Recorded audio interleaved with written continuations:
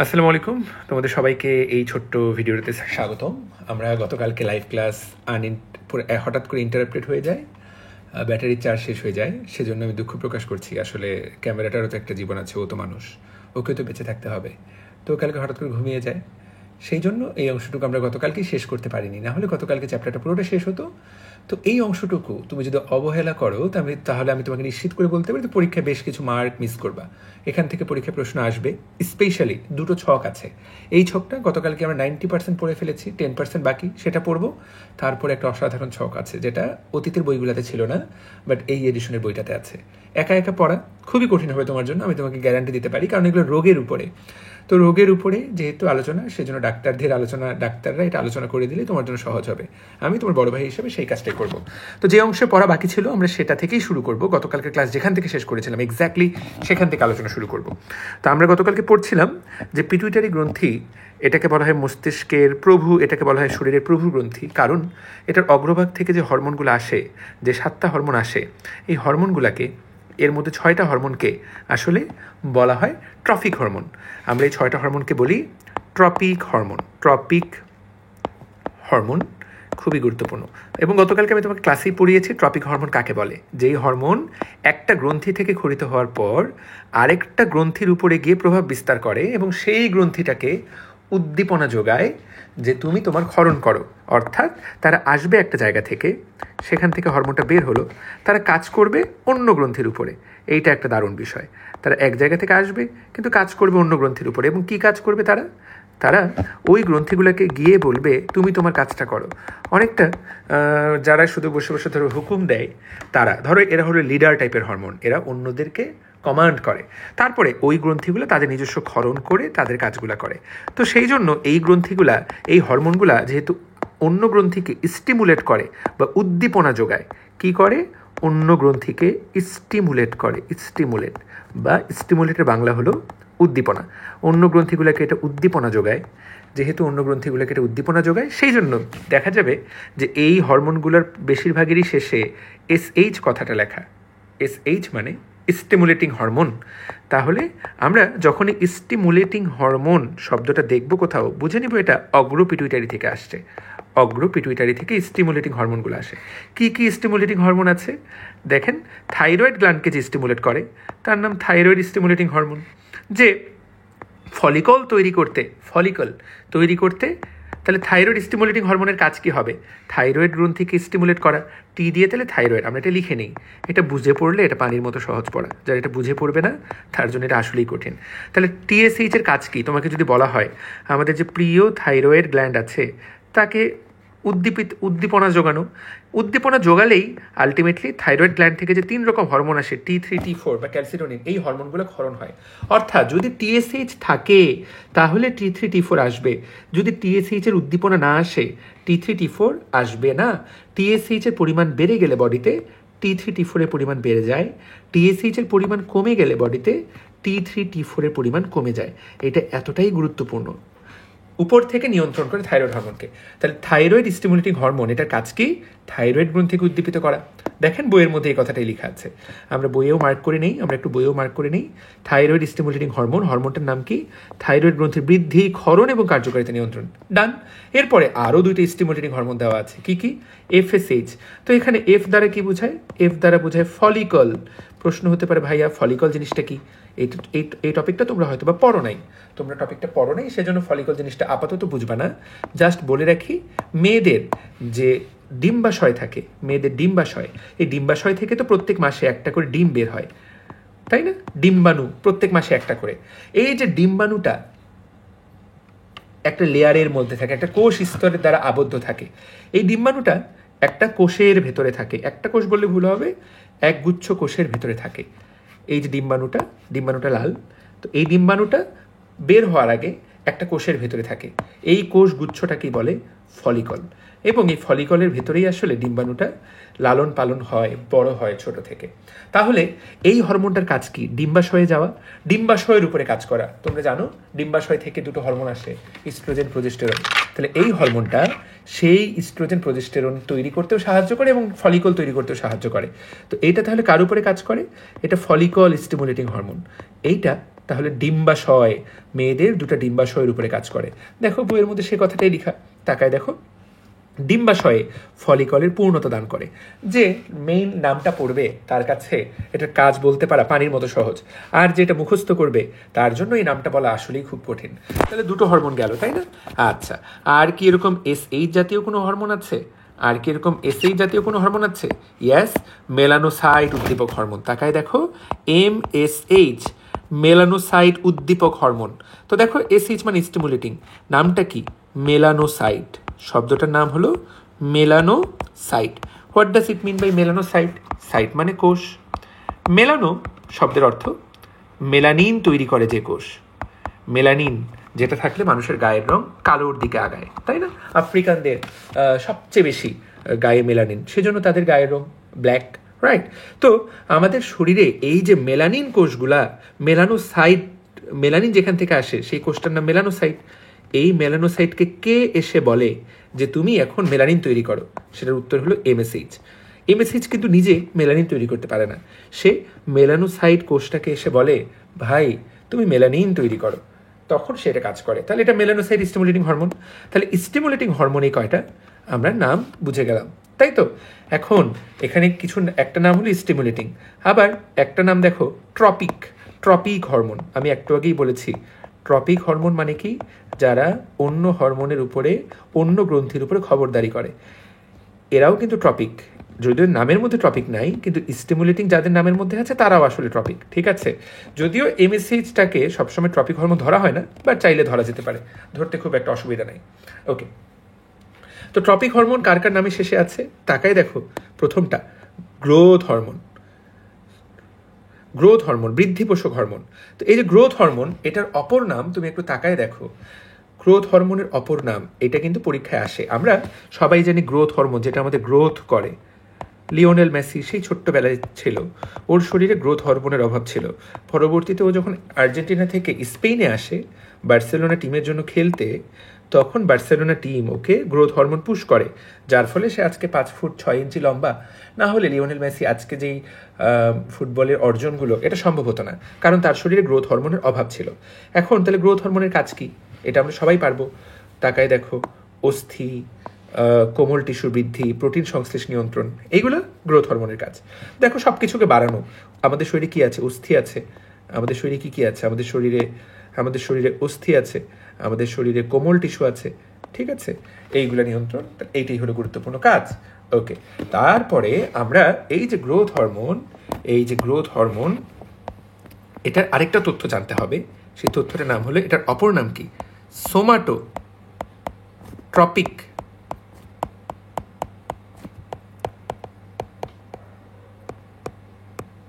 Somatotropic hormone, এটার আরেকটা নাম সোমাটোট্রপিক হরমোন। সোমাটো মানে কি? আমাদের প্রত্যেকটা কোষ, প্রতিটা কোষের উপরে কাজ করে। এই একটা মাত্র হরমোন যেটা প্রতিটা কোষের উপরে কাজ করে। প্রতিটা কোষ, তাই না? আমাদের প্রতিটি কোষের নাম সোমাটো। সোমা মানে কোষ, তাহলে প্রতিটি কোষের উপরে কাজ করে গ্রোথ হরমোন, তাহলে এটার নাম সোমাটোট্রপিক হরমোন। কথাটা কি ক্লিয়ার? সো এই তো ভাইয়া, তাহলে শরীরের প্রত্যেকটা কোষের বৃদ্ধি নিয়ন্ত্রণ করে কে? Growth hormone. তাহলে এইটা পড়া শেষ, আমাদের থাইরয়েড স্টিমুলেটিং শেষ, ফলিকল শেষ, মেলানোসাইট শেষ। এরপর আরেকটাতে নাম দেওয়া আছে, সেই নামটা কি? তাকায় দেখো, আরেকটা নাম দেওয়া অ্যাড্রেনো কর্টিকোট্রপিক হরমোন, ACTH। নামটা দেখো, অ্যাড্রেনো কর্টিকোট্রপিক। শব্দটা দুইটা, এখানে দুটো শব্দ আছে।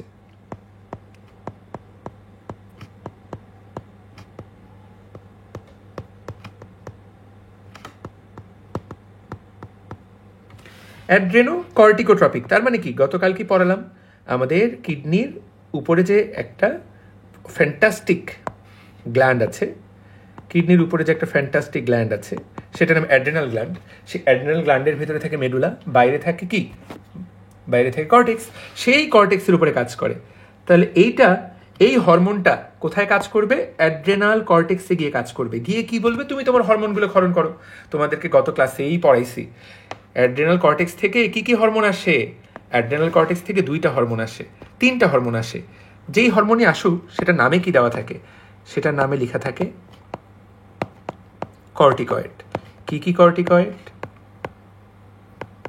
মিনারেলো কর্টিকয়েড। যৌন কর্টিকয়েড এবং গ্লুকোকর্টিকয়েড, গত ক্লাসের পড়া। তাহলে এই হরমোনগুলো কখন ক্ষরণ হবে? যখন উপর থেকে এসিটিএইচ এসে বলবে এই তুমি এই হরমোনগুলো বানাও। তাহলে এই হরমোনগুলার নিয়ন্ত্রণ কার হাতে? এসিটিএইচের হাতে। এটাই লেখা, তাকায় দেখো সুন্দর করে। অ্যাড্রেনাল গ্রন্থির কর্টেক্স অঞ্চলের বৃদ্ধি, ক্ষরণ, কার্যকারিতা নিয়ন্ত্রণ। এটা যারা মুখস্থ করে তারা বোকার স্বর্গে বাস করছে, ওরা পারবে না, এটা পড়তে পারবে না। বুঝাতে পারলাম? দুটো বাকি। একটা নাম লুটিনাইজিং হরমোন। লুটিনাইজিং হরমোন আমি এটা এভাবে মনে রাখি, লুটিয়ে পড়া। লুটিয়ে পড়া কি লুটিয়ে পড়বে? ডিম। প্রত্যেক মাসে নারী দেহে যে একটা করে ডিম্বপাত হয়। আমরা সবাই বলি মানুষ ডিম পারে না, মানুষও কিন্তু ডিম পারে। মানুষ কিন্তু প্রত্যেক মাসে, মহিলা মানুষ প্রত্যেক মাসে একটা করে ডিম পারে। কিসের আশায়? বাচ্চা হওয়ার আশায়। তো দেখো প্রত্যেক মাসে ডিম্বপাত কথাটা তো শুনতে ডিম্বপাত, কিন্তু এটার অর্থ কি? ডিম পাড়া, তাই না? মানুষও কিন্তু ডিম পারে। তাহলে দেখো পরীক্ষায় প্রশ্ন আসবে ডিম্বপাতের সাথে জড়িত হরমোন কোনটা? Luteinising hormone. আমরা কেমনে মনে রাখবো? ডিম লুটিয়ে দেওয়া। শেষ, রাইট। এইবার প্রোল্যাকটিন। ল্যাকটিন কথাটাতে তাকাও। ল্যাকটিন কথাটা যেখানেই পাবা, ল্যাক্টো মানে দুধ, ল্যাক্টো মানে দুধ। মায়ের যখন বাচ্চা হয় তখন মায়ের বুকে কিন্তু দুধ উৎপন্ন হওয়া শুরু করে। এটা একটা গুরুত্বপূর্ণ তথ্য, ঠিক আছে? নারী দেহে কখন দুগ্ধ তৈরি হওয়া শুরু হয়? যখন বাচ্চা হয়। তো দেখো এই যে, তাহলে ল্যাকটিন স্তন গ্রন্থির বৃদ্ধি এবং দুগ্ধ ক্ষরণ নিয়ন্ত্রণ কে করে? প্রোল্যাকটিন। দ্যাটস অল প্রিয় ভাই বোনেরা। এটা কি এতটাই কঠিন? আমি তো মনে করি এটা খুব বেশি কঠিন না, যে এটা বোঝার চেষ্টা করবে। It's not that much tough. তাহলে কি কি হরমোন? Let's do it. আমি এটা এভাবে পড়তাম: follicle stimulating hormone, luteinising hormone, ACTH, TSH, growth hormone, prolactin hormone, flat, GPM.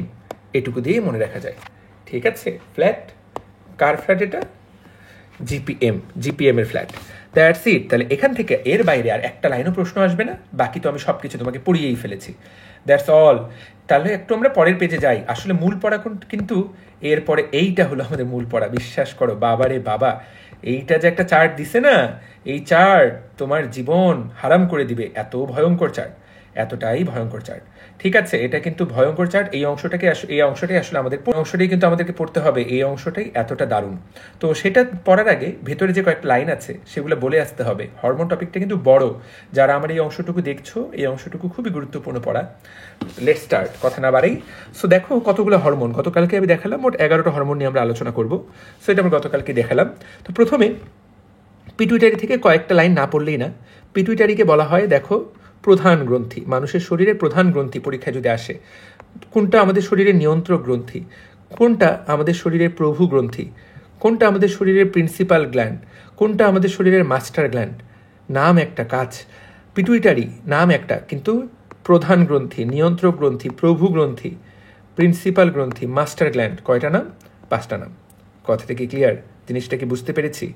এটি সবচেয়ে গুরুত্বপূর্ণ এবং শক্তিশালী গ্রন্থি। এটা সবচেয়ে গুরুত্বপূর্ণ এবং শক্তিশালী গ্রন্থি। খুবই গুরুত্বপূর্ণ কথা। তো পরীক্ষায় প্রশ্ন এই লাইনগুলো থেকেই আসবে। পিটুইটারি গ্রন্থি কি নাম? ওকে, এটা দেখতে কিসের মতো? আমরা যতটুকু দাগিয়ে দিয়েছি সেটাই, মটর দানার মতো। পিটুইটারিতে কয়টা হরমোন উৎপন্ন হয়? অগ্র থেকে 7টা। কোন 7টা? যেই 7টার নাম বললাম। এখান থেকে শুধুমাত্র নামগুলাই পড়বা, কাজগুলা কোথা থেকে পড়বা? ওই বক্স থেকে পড়লেই হয়ে যাবে। এর বাইরে কিছু পড়তে হবে না, এখান থেকে আর কোনো কিছুই পড়তে হবে না, ঠিক আছে? পশ্চাৎ পিটুইটারি থেকে শুধু অক্সিটোসিন, ভেসোপ্রেসিন, এগুলো আমরা আগেই পড়েছি, রাইট? ডান। পিনিয়াল গ্রন্থি, ওখানে যা আছে, নতুন করে এখান থেকে কিছুই পড়ার দরকার নেই। থাইরয়েড গ্রন্থি, পরীক্ষায় প্রশ্ন আসবে কিসের মতো দেখতে? প্রজাপতির মতো বা ইংরেজি এইচ আকৃতির মতো? এই যে ইংরেজি এইচ আকৃতির মতো মাঝের যে অংশটা, এই যে মাঝের এই অংশটার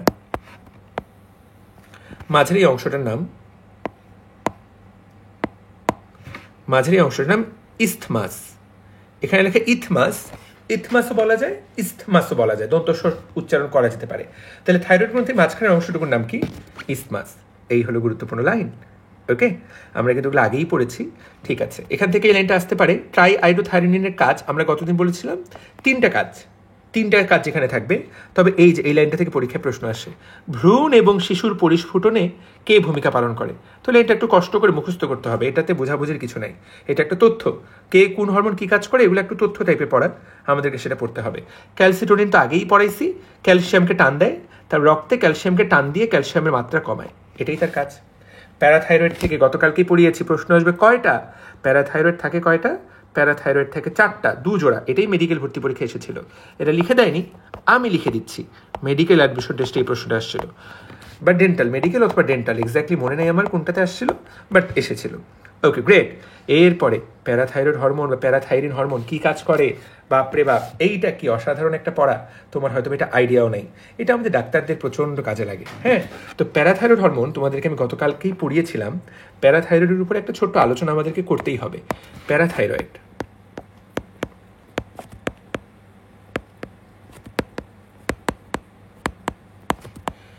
প্যারাথাইরয়েড হরমোন,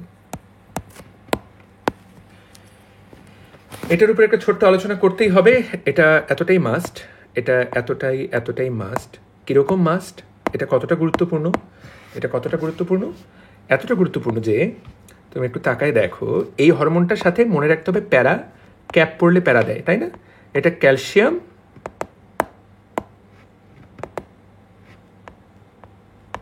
এবং ফসফেট, তাই না? এর বিপাক নিয়ন্ত্রণ করে আমাদের শরীরে। কি কাজ করে মনে রাখতে হবে, এটা রক্তে ক্যালসিয়াম বাড়ায়, ফসফেট কমায়। এই তথ্যটা তোমাকে মনে রাখতেই হবে তুমি যদি প্যারাথাইরয়েড বুঝতে চাও। এতটা গুরুত্বপূর্ণ, এটা তোমাকে মনে রাখতে হবে, বিশ্বাস করো খুবই গুরুত্বপূর্ণ। দেখো বইয়ের মধ্যে সুন্দর করে লেখা, এইটা দেখো ক্যালসিয়ামের পরিমাণ রক্তে বাড়ায়, তাকায় দেখো এটা রক্তে ক্যালসিয়ামের পরিমাণ বাড়ায়, তাহলে এটা রক্তে ক্যালসিয়ামের পরিমাণ বাড়ায়। ওকে, বুঝাতে পারলাম? ওকে, রক্তে ক্যালসিয়ামের পরিমাণ বাড়ে। তাহলে এবার ফসফেটেরটা তো বলা নাই, অবশ্যই বলা আছে নিচের লাইনে দেখো। তাছাড়া এই যে রক্তে ফসফেটের মাত্রা কমিয়ে দিতে প্যারাথাইরয়েডের খুব গুরুত্বপূর্ণ ভূমিকা আছে। তাহলে এটা ক্যালসিয়ামকে বাড়ায়, ফসফেটকে কমায়, ইটস আ মাস্ট, তোমাকে জানতে হবে। এখন রক্তে কিভাবে ক্যালসিয়ামের পরিমাণ সে বাড়ায়, পরীক্ষায় আসবে, বিশ্বাস কর। তুমি হয়তোবা এটাকে লাইনটাকে গুরুত্ব দিচ্ছ না, কিন্তু এটা এত গুরুত্বপূর্ণ কনসেপ্ট, তুমি এটাকে গুরুত্ব না দিয়ে কোথাও যেতে পারবে না। এই হলো রক্ত, এই রক্তে কিভাবে ক্যালসিয়ামের মাত্রাকে বাড়ায়, এই রক্তে কিভাবে ক্যালসিয়ামের মাত্রা বাড়ায়, এই রক্তে কি করবে, ক্যালসিয়ামের পরিমাণ বাড়াবে। তো রক্তে ক্যালসিয়াম, প্রথম কথা, রক্ত থেকে, শরীর থেকে যে ক্যালসিয়ামটা বের হয়ে যাচ্ছিল কিডনির মাধ্যমে, কিডনি দিয়ে এটাকে বের হতে দিবে না, ওটাকে ঠেকায় দিবে। তার মানে কি, কিডনি থেকে এটাকে শুষে নিতে হবে। এক, যে বের হয়ে যেতে চায় তাকে ঠেকায় দিতে হবে। 2, শরীরে তুমি যতটুকু ক্যালসিয়াম খাবা সেটা তোমাদের পেটে থাকবে, অন্ন নালীতে, খাদ্য নালীতে, পরিপাক নালীতে, সেখান থেকে শোষণ বাড়ায় দিতে হবে। তাকায় দেখো এই দুটা কাজই সে করে। কি করে, বৃক্কে ক্যালসিয়াম যাওয়া, এই যে দেখো বৃক্কে ক্যালসিয়াম চলে যেতে দেয় না, ক্যালসিয়ামের পুনঃশোষণ বাড়ায় দেয়, বৃক্ক দিয়ে তাকে বের হতে দেয় না।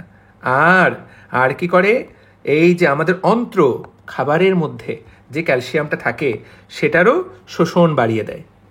দেখতে পাচ্ছ?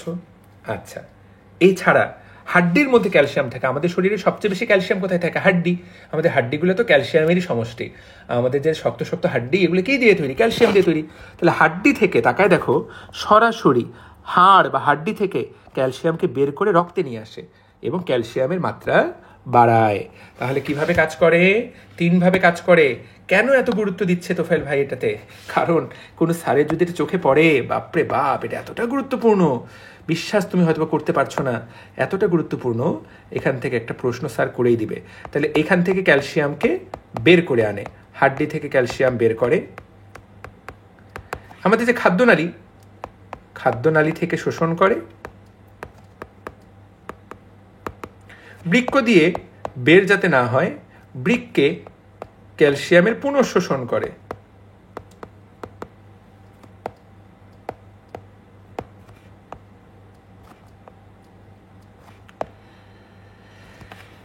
কথাটা কি ক্লিয়ার?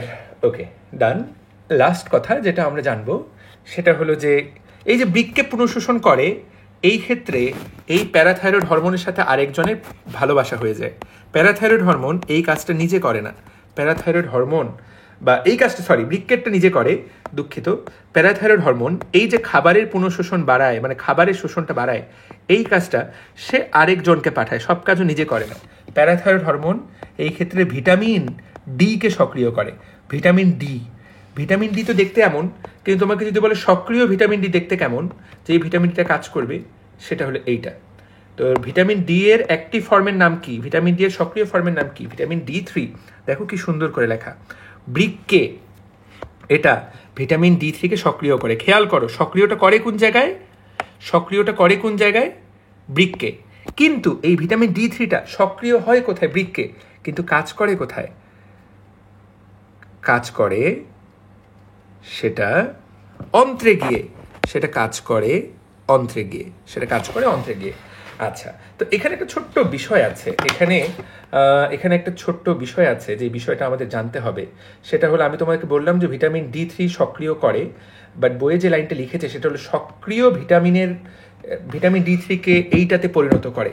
ঠিক আছে, এখানে একটা ছোট্ট আমি তথ্য জানাতে চাই, সেটা হলো যে লাইনটা একটু আমারই বলতে ভুল হয়েছে। ভিটামিন D3 এটাও একটা ফর্ম, আমরা এই ফর্মে খাওয়া দাওয়া করি, কিন্তু এটার চেয়ে একটা আসল সক্রিয় ফর্ম আছে, সেইটা মূলত কাজ করে। আমি একটু নিজেকে কারেকশন করে নেই। ভিটামিন D3 আমরা এটা নিয়মিত দোকানগুলোতে আমরা এই ট্যাবলেট ফর্মেই খাই। ঠিক আছে, এটাও সক্রিয়, তবে এটার আসল সক্রিয় ফর্ম এটা উত্তর করব না। যদি বলে সক্রিয় ফর্ম কোনটা, এইটা সক্রিয় ফর্ম 1,25 ডাইহাইড্রোক্সি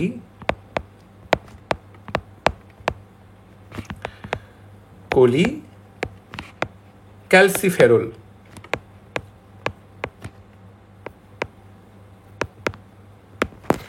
ভিটামিন D3, ঠিক আছে, vitamin D3। So vitamin D3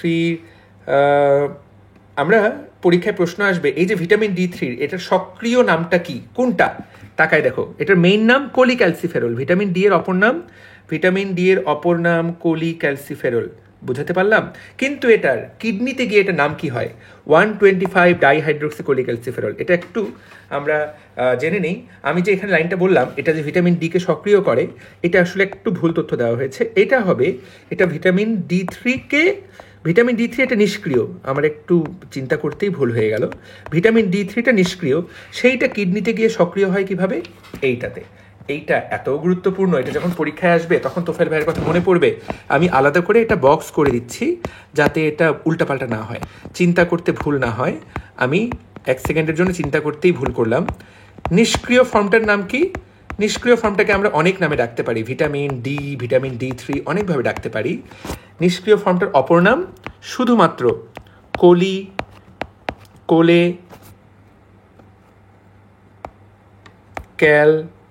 calciferol. এইটাকে সক্রিয় বানায় কে? এইটা কিডনিতে এসে, এই জিনিসটাই কিডনিতে এসে তোমার সক্রিয় হবে। কিডনিতে এসে এটা সক্রিয় হয়ে এটার নাম হবে 1,25 ডাইহাইড্রোক্সি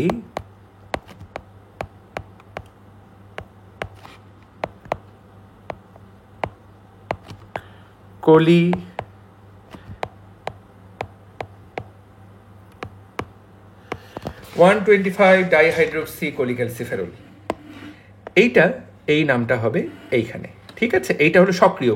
আমি আরো একবার কারেক্ট করে বলছি, পরীক্ষা যদি আসে সক্রিয় কোনটা, এইটা দেখাতে হবে। এবং এই অংশটার কাজ কি? এটা খাদ্যের মধ্যে থাকা ক্যালসিয়ামের শোষণ বাড়িয়ে দেয়, আমাদের খাদ্যনালীতে ক্যালসিয়ামের শোষণ বাড়িয়ে দেয়। সুন্দর করে বলা, তাহলে বিউটিফুল কথাবার্তা, পরীক্ষার জন্য খুব গুরুত্বপূর্ণ। প্যারাথাইরয়েড হরমোন যদি না থাকে, তাহলে দেখো তো তোমার শরীরে প্যারাথাইরয়েড হরমোন নাই। প্যারাথাইরয়েড হরমোন না থাকলে ভিটামিন ডি তৈরি হবে না। তাকায় দেখো, প্যারাথাইরয়েড হরমোন নাই, ফলে শরীরে ভিটামিন ডি কম তৈরি হবে। ভিটামিন ডি কম তৈরি হলে শরীরে ক্যালসিয়াম কমে যাবে, আর শরীরে যদি ক্যালসিয়াম কমে যায় তাহলে 2 ধরনের রোগ হয়। তোমার বয়স যদি কম হয়, তুমি যদি ছোট বাচ্চা হও, তাহলে সেই রোগটাকে আমরা বলবো রিকেটস। ছোট বাচ্চাদের ক্যালসিয়ামের অভাবে যে রোগটা হয় তার নাম রিকেটস। আর বড় মানুষের ক্যালসিয়ামের অভাবে যে রোগটা হয় তার নাম অস্টিওম্যালাসিয়া। এটা কিন্তু পরীক্ষায় আসবে। আসবে মানে গ্যারান্টি দিলাম পরীক্ষায় পাবা। তুমি যে অ্যাডমিশন টেস্টগুলোতে অংশ নিবা, সেটা যদি শর্ট সিলেবাসের বাইরে চ্যাপ্টারটা থাকে, রিকেটস, তাহলে ছোটো মানুষের রিকেটস, বড় বাচ্চাদের osteomalacia. That's a job well done, that's beautiful, that's great. Actually কথাটা কি ক্লিয়ার নাকি ভেজাল আছে? This is great. আসলে হরমোন এতটা বেশি পড়া, মানে আমি তোমাদেরকে আসলে হরমোন পড়াতে, হরমোনেরই উপরে 2-3টা ক্লাস লাগা উচিত, কিন্তু যেহেতু অ্যাডমিশন, তবে আমি যতটুকু বলছি এইটুকু যদি কেউ পড়ে, এর বেশি হরমোন বিশেষজ্ঞ হওয়ার জন্য আসলে এর চেয়ে বেশি জানতে হয় না এই লেভেলে হরমোন বিশেষজ্ঞ হতে। তো যাই হোক, আমরা এবার সুপ্রারেনাল বা অ্যাড্রেনাল গ্ল্যান্ডে চলে আসি। সুপ্রারেনাল বা অ্যাড্রেনাল গ্ল্যান্ড, আমরা গতকালকেই বলেছি কিডনির উপরে যে গ্ল্যান্ডটা থাকে, এই সুন্দর গ্ল্যান্ডটা, এই গ্ল্যান্ডটাকে কাটলে 2টা ভাগ পাওয়া যায়। এই গ্ল্যান্ডটাকে কাটলে 2টা ভাগ পাওয়া যায়, বাইরেরটাকে কর্টেক্স, ভেতরেরটাকে মেডুলা। এই যে কর্টেক্স, এই কর্টেক্সে 3টা হরমোন আসে, বারবার করে বললাম, যাদের নামের শেষে কর্টিকয়েড থাকবে। গ্লুকোকর্টিকয়েড, মিনারেলোকর্টিকয়েড, গোনাডোকর্টিকয়েড, যার অপর নাম যৌন কর্টিকয়েড। তাহলে গ্লুকো, মিনারেলো, গোনাডো, যৌন। ভাইয়া আর কি পড়বো? আর যেটা পড়বা সেটা হলো গ্লুকোকর্টিকয়েডের একটা উদাহরণ, কর্টিসল। টনটনা মুখস্থ। গ্লুকো নামটা মনে রাখবা, গ্লুকো, ও দিয়ে কর্টিসল হরমোন, কর্টিসল পরীক্ষায় আসবে, লিখে দিচ্ছি আমি। Mineralocorticoid, mineral, aldosterone. কেমনে মনে রাখবো? অ্যালডোস্টেরনের কাজ সামনে আসবে। অ্যালডোস্টেরনের কাজ শরীরে সোডিয়ামের পরিমাণ বাড়ানো। সোডিয়াম একটা খনিজ লবণ। গোনাডোকর্টিকয়েড কীভাবে কাজ করে? ইস্ট্রোজেনের পরিমাণ বাড়িয়ে। ক্লিয়ার? 3টা শব্দ, গ্লুকোকর্টিকয়েড, মিনারেলোকর্টিকয়েড এবং গৌণকর্টিকয়েড। কোনটা থেকে কী হরমোন আসে? খুবই গুরুত্বপূর্ণ ভাইয়া। ইস্ট্রোজেন না ডিম্বাশয় থেকে আসে? ইস্ট্রোজেন 2 জায়গা থেকেই আসতে পারে, ডিম্বাশয় থেকেও আসে, অ্যাড্রেনাল কর্টেক্স থেকেও আসে। অ্যাড্রেনাল মেডুলা থেকে কী কী হরমোন আসে আমরা জানি। অ্যাড্রেনালিন, যার অপর নাম এপিনেফ্রিন, পরীক্ষাতেই আসবে। নর অ্যাড্রেনালিন, যার অপর নাম নর এপিনেফ্রিন। ভাই এখানে কি পড়বো? অ্যাড্রেনালিনের সাথে আমাদের সম্পর্ক, ভয়, আনন্দ, শোক, বিশেষ ভূমিকা। এই যে পরীক্ষার রেজাল্ট দেবে, মেডিকেল ভর্তি পরীক্ষার রেজাল্ট 30 মিনিট পরে, তোমার পুরো শরীরে যে ঝড়টা বয়ে যাবে, চিন্তার ঝড়, হার্টবিট বেড়ে যাবে, দিস ইজ অ্যাড্রেনালিন। রাস্তায় হাঁটছো, একটা কুকুর তোমাকে পিটায় ধরলো, কুকুর দৌড়ানি দিল, তোমার হার্টবিট বেড়ে গেল, তুমি অনেক জোরে দৌড়াইলা, চোখ বড় বড় হয়ে গেল, দিস ইজ অ্যাড্রেনালিন। প্রচণ্ড খুশি লাগলো, রেজাল্ট, মেডিকেল চান্স পেয়ে গেছো, পুরো শরীর আনন্দের বন্যা, হার্টবিট বেড়ে গেল রেজাল্ট শুনে, দিস ইজ অ্যাড্রেনালিন। এগুলো অ্যাড্রেনালিন হরমোনের প্রভাবে হয়। আর তাহলে এগুলো সব এক্সাইটমেন্টের সময়, এক্সাইটমেন্ট যখন তুমি একটা উত্তেজনা, আমরা এটাকে বলি flight and fight response. Fight and flight response. Adrenaline কখন কাজ করে? এই 2টা জায়গায়। ধরো তুমি একটা কারোর সাথে ঝগড়া করছো, তখন অ্যাড্রেনালিন হ্রাস থাকে। কারোর সাথে মারামারি করছো, অ্যাড্রেনালিন হ্রাস থাকে। ঠিক আছে, ওকে। আর নর অ্যাড্রেনালিন ঠিক তার উল্টা কাজটা করে। তুমি যখন রাতের বেলা ঘুমাও, তখন নর অ্যাড্রেনালিন তোমার বডির সব কিছুকে, না রাতের বেলা ঘুমানোর সাথে সম্পর্ক নেই, দুঃখিত। নর অ্যাড্রেনালিন, নর এপিনেফ্রিন, এটা আমাদের শরীরে খুবই গুরুত্বপূর্ণ ভূমিকা পালন করে। তো আপাতত যেটা জানবো আমরা এই বয়সের জন্য, র মানে রক্তচাপ। এটা রক্তচাপের সাথে অনেক বেশি গুরুত্বপূর্ণ, হ্যাঁ, রক্তচাপের সাথে। এবং আমাদের হাসপাতালে কোনো পেশেন্টের যখন কোনোভাবেই রক্তচাপ বা ব্লাড প্রেশার বাড়াতে পারি না আমরা, তখন তাকে আমরা এই ইনজেকশন নর অ্যাড্রেনালিন দিই। বুঝাতে পারলাম? তাহলে এটা মনে রাখবা, আমি তোমাকে ডাক্তার হিসাবে বললাম নর অ্যাড্রেনালিন দেই। কাকে দিই? যার কোনোভাবেই ব্লাড প্রেশার বাড়ানো যায় না, তাকে আমরা নর অ্যাড্রেনালিন দিই। That's a job, that's great. I think আমরা কি সুন্দর পড়ালেখা করলাম, তাই তো? ডান। এবার থাইমাস থেকে আসলে যা যা পড়িয়েছি সেগুলো পড়লেই হয়ে যাবে। 2-3টা পেজ আছে।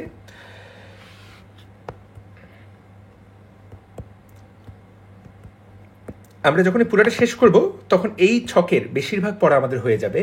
তো সেজন্য ভয় পাওয়ার কিছু নেই, সেজন্য ভিতর থেকে পড়ে আসতে হবে। তোমাকে এই ক্লাসটা পুরোটা পড়তে হবে, বইটা দাগে দাগে পড়তে হবে।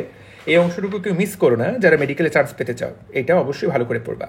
থাইমাস, গতকালকে তোমাকে বলেছি, থাইমাস এমন একটা গ্রন্থি যেটা শুধুমাত্র ওই যে দেখো শৈশবে এটা বড় থাকে। গতকালকেই বলেছিলাম, তুমি যত বড় হবা আস্তে আস্তে এটা আকার ক্রমশ ছোট হতে একসময় আর দেখাই যাবে না, একসময় এটা আনুবীক্ষণিক হয়ে যায়। এটার হরমোনটার নাম কি? থাইমোসিন। আমরা কি আলোচনা করেছিলাম গতকালকে? এটা ট্রেনিং দেয়, কাকে ট্রেনিং দেয়? এটা লিম্ফোসাইট, এটা আমাদের যে সৈন্যবাহিনী তাদেরকে ট্রেনিং দেয়, তাদের সংখ্যা বাড়ায়, তাদেরকে অ্যান্টিবডি উৎপাদনের জন্য রেডি করে দেয়। বুঝাতে পারলাম? ঠিক আছে, এটা আমাদের শরীরের রোগ প্রতিরোধ ক্ষমতার সাথে জড়িত, আমাদের শরীরের রোগ প্রতিরোধ ক্ষমতার সাথে জড়িত। Okay, that's all, that's great.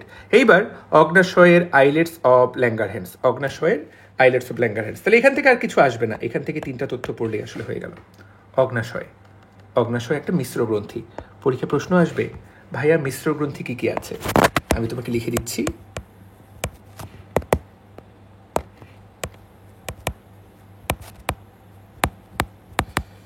মিশ্র গ্রন্থি 3টা, অগ্নাশয়,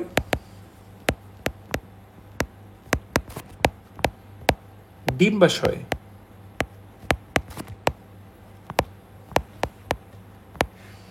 শুক্রাশয়।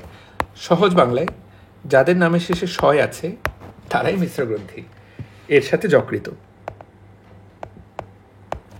অগ্নাশয়, ডিম্বাশয়, শুক্রাশয়, যকৃত, যাদের নামের শেষে শয় আছে তারাই মিশ্র গ্রন্থি। এই দিয়ে আবার মলাশয় দিয়ে দিলে সেটাকে আমার মিশ্র গ্রন্থি ধরে নিও না, একটু ব্রেন খাটাতে হবে, রাইট? তো এই অগ্নাশয়ের ভেতরে আমরা সবাই জানি যে হরমোন তৈরি করে যে অংশগুলো তাদেরকে বলে আইলেটস অফ ল্যাঙ্গারহ্যান্স।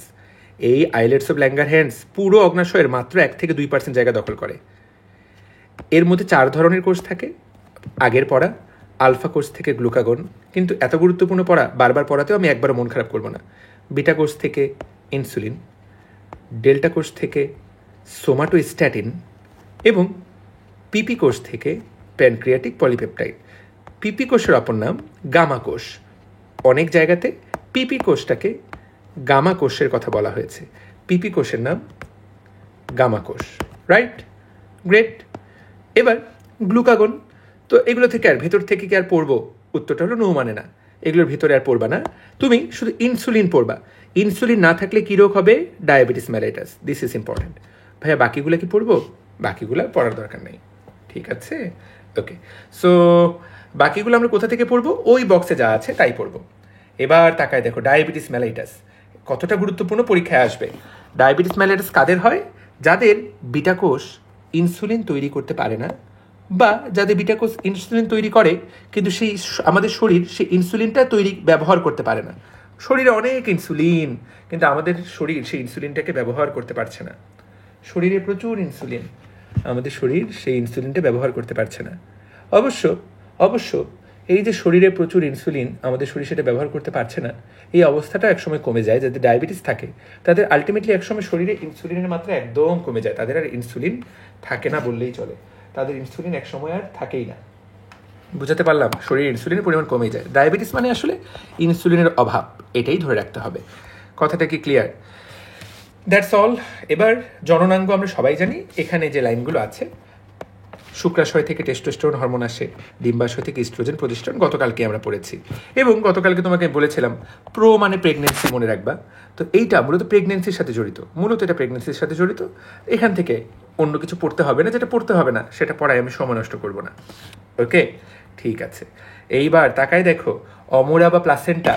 ভাই, মায়ের পেটে যখন বাচ্চা আসে, সেই বাচ্চাটাকে মায়ের সাথে কানেক্ট করে রাখে কে? অমরা বা প্লাসেন্টা। এই অমরা থেকে বেশ কয়েক রকমের হরমোন তৈরি হয়, যেমন গোনাডোট্রোপিন, এটা নাম হিউম্যান কোরিওনিক গোনাডোট্রোপিন, HCG। এবং রক্তে কারো যদি কোনো মায়ের রক্তে যদি এটার পরিমাণ বেড়ে যায়, তাহলে আমরা বুঝতে পারবো সেই মাটা এখন গর্ভবতী।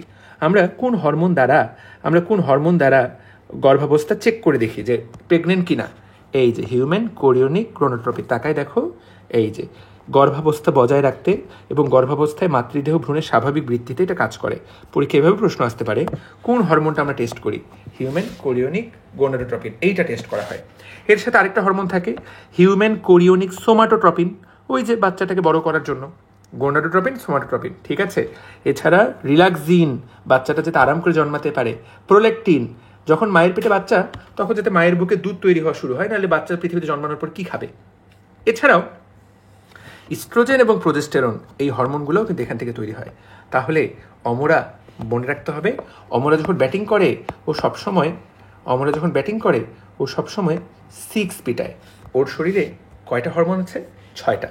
এবং পরীক্ষায় তাহলে প্রশ্ন আসবে, দেখো কোনটা গর্ভাবস্থা বজায় রাখে?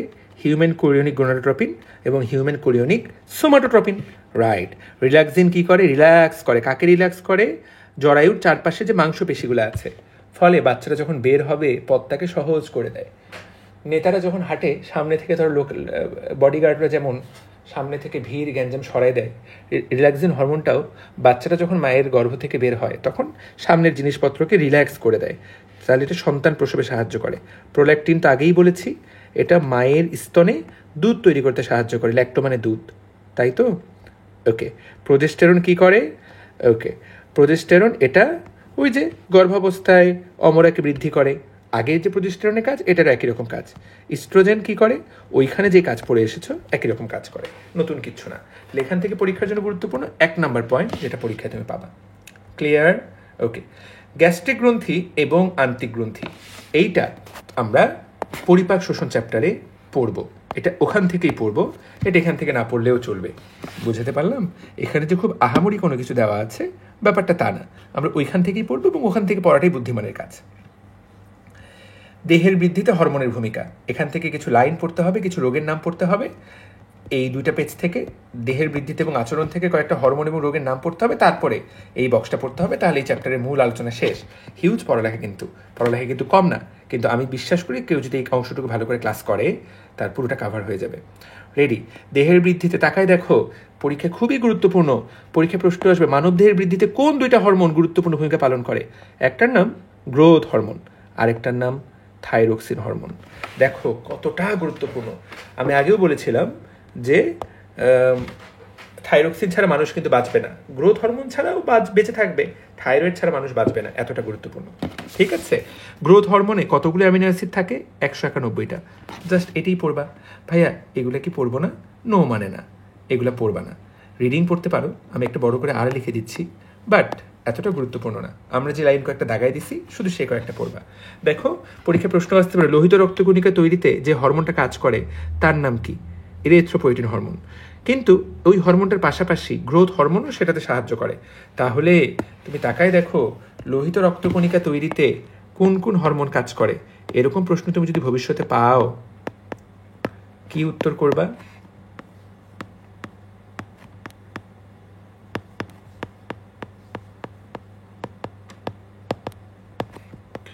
কারা কারা সাহায্য করে? এরা সাহায্য করে। কথা ক্লিয়ার? ওকে, ঠিক আছে। এবার আমরা দেখো এটা শরীরের একটা নর্মাল অবস্থা। হরমোন যেমন থাকার কথা তেমন আছে। আমাদের শরীরে হরমোন যেমন থাকার কথা যদি তেমন থাকে, সেটাকে আমরা বললাম নর্মাল। যেমন থাকার কথা তার চেয়ে যদি কম থাকে, তাহলে ওই কাজটা শরীরে হবে না। আবার এমনও হতে পারে যেমন থাকার কথা তার চেয়ে অনেক বেশি পরিমাণে হরমোন আছে, তাহলে সেটাকে আমরা বলবো বেশি। তাহলে এটা হলো নর্মাল, এটা হলো কম, এটা হলো বেশি। যে কোনো হরমোনের 2 রকমের রোগ হতে পারে। ওই হরমোনটা কম আছে শরীরে, না হলে বেশি আছে। যদি বেশি থাকে তাহলে আমরা লিখবো হাইপার, যদি কম থাকে তাহলে লিখবো হাইপো। এইটাই তো। একটু পরে দেখবে শব্দগুলো প্রয়োগ পাবা। বুঝতে পারলাম? তাহলে শরীরে যদি গ্রোথ হরমোন বেড়ে যায় বা গ্রোথ হরমোন কমে যায়, সবার আগে দেখো তোমার শরীরে গ্রোথ হরমোন কমে গেল। গ্রোথ হরমোনের কাজ কি? তোমাকে বড় করা, তোমাকে সাইজে বড় করা, তোমাকে মানুষ হিসেবে বড় করা। মায়ের পেটে সেই ছোট্ট বাচ্চা ছেলা তোমাকে ডাঙর মানুষ বানানো, এটাই গ্রোথ হরমোনের কাজ। যার শরীরে থাকবে না সে ছোট মানুষ ছোটই থেকে যাবে। তাকায় দেখো, শিশুকালে যদি পর্যাপ্ত গ্রোথ হরমোন না থাকে, দেখো তো কি সুন্দর করে লেখা, শিশুকালে পর্যাপ্ত গ্রোথ হরমোন যদি না থাকে তাহলে মানুষ কিন্তু বামন হয়। বামন মানে কি? তোমরা শুনে থাকবা, বামন হয়ে আকাশে চাঁদ ধরতে চাও। বামন মানে যেটা ছোট, ডর্ফ। তোমরা সবাই যারা কখনো সার্কাসে গেছো, সার্কাসে এরকম ছোট মানুষ থাকে যাদেরকে অনেকে বন মানুষ বলে। যদিও এই বন মানুষ কথাটা তাদের প্রতি কিছুটা অসম্মান সূচক, তাই না? ইচ্ছা করে তো তারা বনে থাকে না, তাদেরকে বন মানুষ বলা হয়। তাদেরকে অনেক সময় বানরের সাথে তুলনা করা হয়, বানরের মতো দেখতে বলা হয়, কারণ তাদের চোখে মানে তাদের মুখের চেহারাটা এরকম হয়ে যায় গ্রোথ হরমোনের অভাবে, কিছুটা বানরের মতো মনে হয়।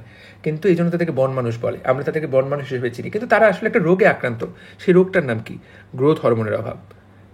সময় মতো তারা যদি চিকিৎসা পেত, তাদেরকে যদি গ্রোথ হরমোনের ইঞ্জেকশন দেওয়া যেত ছোট্টবেলাতেই, তারাও তোমার আমার মতো সুস্থ স্বাভাবিক মানুষ হিসেবে বেঁচে থাকতে পারতো।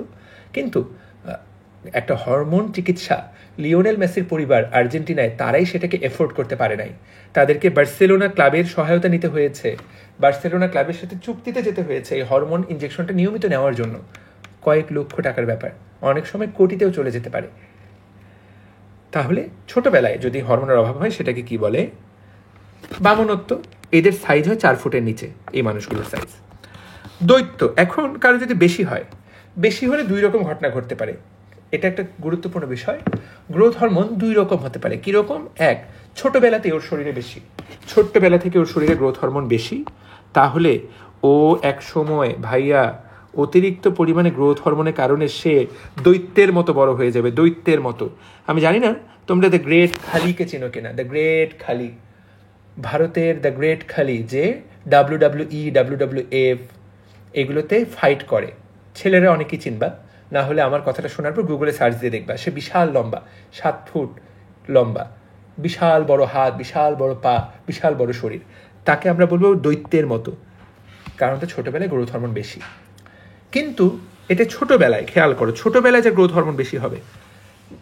সুস্থ স্বাভাবিক মানুষের মতো তুমি বড় হলা, তোমার বয়স এখন 25 বছর, হঠাৎ করে পিটুইটারি গ্রন্থিতে একটা টিউমারের কারণে তোমার শরীরে অনেক বেশি গ্রোথ হরমোন ক্ষরণ করা শুরু করলো 25 বছর বয়সে। তুমি কিন্তু অলরেডি বড় হয়েই গেছো। তখন তুমি আর বড় হবা না, লম্বা হবা না, কারণ তোমার লম্বা হওয়ার সময় শেষ। তখন তুমি সাইড দিয়ে বড় হবা, তখন তুমি পাশে পাশে বড় হবা, তোমাকে দেখতে গরিলার মতো লাগবে। এটার নাম গরিলাত্ব। বয়স্ক অবস্থায় যদি গ্রোথ হরমোন অতিরিক্ত পরিমাণে বের হয় সেটাকে বলে গরিলাত্ব। এর ইংরেজি নাম অ্যাক্রোমেগালি। প্রচণ্ড ইম্পর্টেন্ট, পরীক্ষায় আসবে। অ্যাক্রোমেগালি কাকে বলে? বয়স্ক অবস্থায় গ্রোথ হরমোন, অতিরিক্ত গ্রোথ হরমোন বের হওয়াকে বলে অ্যাক্রোমেগালি। বয়স্ক অবস্থায় অতিরিক্ত গ্রোথ হরমোন বের হওয়াকে বলে অ্যাক্রোমেগালি। কথা ক্লিয়ার? এই 3টা প্রশ্ন পরীক্ষার জন্য অত্যন্ত গুরুত্বপূর্ণ। সবাই এই অংশটুকুর কনসেপ্ট ক্লিয়ার করবা। একইভাবে থাইরয়েড নিয়ে যেটা বললাম, থাইরয়েড যদি নর্মাল থাকে তাহলে তো ভালো, কিন্তু যদি কম থাকে সেটাকে আমরা কী বলবো? হাইপোথাইরয়েডিজম। দেখো লেখাও আছে হাইপো, জাস্ট কম। কম মানে কি? হাইপো। যদি বেশি থাকে সেটাকে বলবো হাইপার। ঠিক আছে? এখন কারো যদি বেশি হয় তাহলে তার থাইরয়েড হরমোনটা অনেক, থাইরয়েড গ্রন্থিটা অনেক বড় হয়ে যায়। এটাকে আমরা বলি গলগণ্ড। গতকালকের ক্লাসে ছবি দেখিয়েছিলাম। গলগণ্ড রোগী তোমার এলাকায় দেখার কথা। তোমার বাড়ি যদি উত্তরবঙ্গে হয়, তোমার বাড়ি যদি যমুনা নদীর এই পারে হয়, তাহলে তুমি জীবনে তোমার এলাকাতে কখনো না কখনো কোনো না কোনো গলগণ্ড রোগী দেখবা। তবে আজ থেকে 20 বছর আগে, 30 বছর আগে বাংলাদেশে যে পরিমাণ গলগণ্ড রোগী পাওয়া যেত, বর্তমানে কিন্তু আর সেই পরিমাণ গলগণ্ড রোগী পাওয়া যায় না। কারণ আগের মানুষ আয়োডিন পেত না। গলগণ্ড রোগ হয় মূলত আয়োডিনের অভাবে। আয়োডিনের অভাবে থাইরয়েড হরমোন হয় বেশি পরিমাণে তৈরি হয় বা কম পরিমাণে তৈরি হয়, সাধারণত কম পরিমাণে তৈরি হয়। তো বইয়ের এই লাইনটা দিয়ে আসলে সেটাকে ব্যাখ্যা করা যাবে না, কারণ বইয়ে যে লাইনটা লিখেছে এটা পুরোপুরি সঠিক লাইন না। তারপরে জেনে নাও, গলগণ্ড রোগ হলে শরীরে থাইরয়েড বেশিও থাকতে পারে, কমও থাকতে পারে, আবার নর্মালও থাকতে পারে। শুধু কারো গলগণ্ড আছে এটা দেখেই বলে দেওয়া যাবে না ওর শরীরে থাইরয়েড হরমোন কম নাকি বেশি নাকি নর্মাল। হ্যাঁ, তারপরে বইয়ে যেটা লিখেছে সেটা হলো যে শরীরে থাইরয়েড হরমোন বেড়ে গেলে গয়টার হয়। এই লাইনটা আংশিক সত্য। থাইরয়েড হরমোন কমে গেলেও গয়টার হয়, এবং বাংলাদেশে এইটাই কমন, থাইরয়েড হরমোন কমে গিয়ে যে গয়টার হয়। বা বাংলাদেশে এইটার চেয়েও যেটা বেশি কমন সেটা হলো thyroid hormone normal, thyroid hormone normal তারপর গয়টার। বাংলাদেশে আসলে এইটা বেশি কমন, নট কমে গিয়ে। থাইরয়েড হরমোন নর্মাল কিন্তু তার গয়টার হয়। তোমরা বলতে পারো যে ভাইয়া কেন, এটা তো বুঝলাম না, গয়টার আমি তো এটা বুঝলাম না। তো এইটা বুঝতে হলে খুব সিম্পল মেকানিজম। এই হলো থাইরয়েড গ্রন্থি, একটা ছোট্ট থাইরয়েড গ্রন্থি স্বাভাবিকভাবে আছে, ও প্রতিদিন এই হরমোনগুলো তৈরি করে, T3 T4। এই T3 আর T4 এর কাঁচামালকে জানো? আয়োডিন। এই আয়োডিন যে আমরা লবণের সাথে খাই, এটা কি লবণে অটোমেটিক থাকে? উত্তর হলো না। কোম্পানিগুলোকে আদেশ দেওয়া হয়েছে সরকার থেকে, লবণের সাথে অবশ্যই আয়োডিন মেশাতে হবে। আমরা যে খাবার লবণ খাই সেটার নাম কি? Sodium chloride. সোডিয়াম ক্লোরাইডের সাথে আলাদা করে আয়োডিন মেশাতে হয়। তো আগেরকার মানুষ, আজ থেকে 50 বছর আগে বা আজ থেকে 100 বছর আগে, 200 বছর আগে শিল্প কারখানা তো এতটা উন্নত ছিল না, বা আজ থেকে 1000 বছর আগে, যারা সমুদ্রের এলাকায় বাস করে না, আয়োডিন পাওয়া যায় মূলত সমুদ্রে। তার মানে যারা খুলনায় বাস করে, যারা বরিশালে বাস করে, যারা চট্টগ্রামে বাস করে, এই মানুষগুলার কিন্তু গলগণ্ড রোগ হয় না, কারণ তারা সবসময় সামুদ্রিক মাছ খায়। তাদের শরীরে অটোমেটিক আয়োডিনের চাহিদা পূরণ হয়ে যায়। কিন্তু যাদের বাড়ি এই দিকে উত্তরবঙ্গে আমার মতো, তাদের শরীরে এই আয়োডিনের চাহিদা কে পূরণ করবে? আগের মানুষ এই আয়োডিন পেত না, ফলে অসংখ্য মানুষের গলগণ্ড রোগ হতো। কিন্তু গত 50 বছরে 100 বছরে অনেক বেশি উন্নত হয়েছে কলকারখানাগুলো। লবণের সাথে আমরা এখন আয়োডিন মেশাতে পারি, সেই জন্য এখন কিন্তু আমাদের আর আয়োডিনের অভাব হয় না। তারপরও দেখবা গ্রাম এলাকাতে মানুষ খোলা লবণ কিনে খায়। এই খোলা লবণগুলো এলাকায় উৎপন্ন করে, কম দামে উৎপন্ন করে। আয়োডিনের তো দাম আছে, আলাদা করে মিশাইতে দাম দিতে হবে। আয়োডিন মুক্ত লবণ খায় এরা। এদের গলগণ্ড রোগ কিন্তু এখনও পাওয়া যায় না যে তা না, হয়তো আগের চেয়ে অনেক কম, কিন্তু পাওয়া যায়। তোমার এলাকায় কখন খুঁজে দেখো, বিশেষ করে যারা ভিক্ষা করতে আসে দেখবা তাদের গলাটা ফোলা, গলগণ্ড রোগ। ঠিক আছে, 100টা গলগণ্ড হলে বাংলাদেশে দেখা যাবে 70 বা 80টাই এই আয়োডিনের অভাবে গলগণ্ড রোগ, বাকি 20টা রোগের কারণে। তো যাই হোক, কারো যদি আয়োডিন কম থাকে, T3 T4 কম তৈরি হবে। আমাদের থাইরয়েড স্টিমুলেটিং হরমোন যেটা উপর থেকে আসবে, সে মনে করবে এই গ্রন্থিটা ভালো মতো কাজ করতেছে না। কারণ কি, বডিতে এই হরমোনের পরিমাণ কম। সে গ্রন্থিটাকে বলবে তুমি আরও হরমোন তৈরি করার চেষ্টা করো, ওকে পাম্প করবে, ওকে উদ্দীপনা দিবে। উদ্দীপনা দিতে দিতে একসময় এই ছোট্ট থাইরয়েড গ্রন্থিটা বড় হয়ে যায়। সে বড় হওয়ার মাধ্যমে চেষ্টা করে যতটুকু আয়োডিন আছে সেটাকে কাজে লাগিয়ে T3 T4 তৈরি করার, কিন্তু বেশি বেশি কাজ করতে গিয়ে সে বড় হয়ে যায়। বড় হয়ে গেলে বাইরে থেকে আমরা এটা দেখতে পাই, তখন আমরা এটা নাম দিই গলগণ্ড।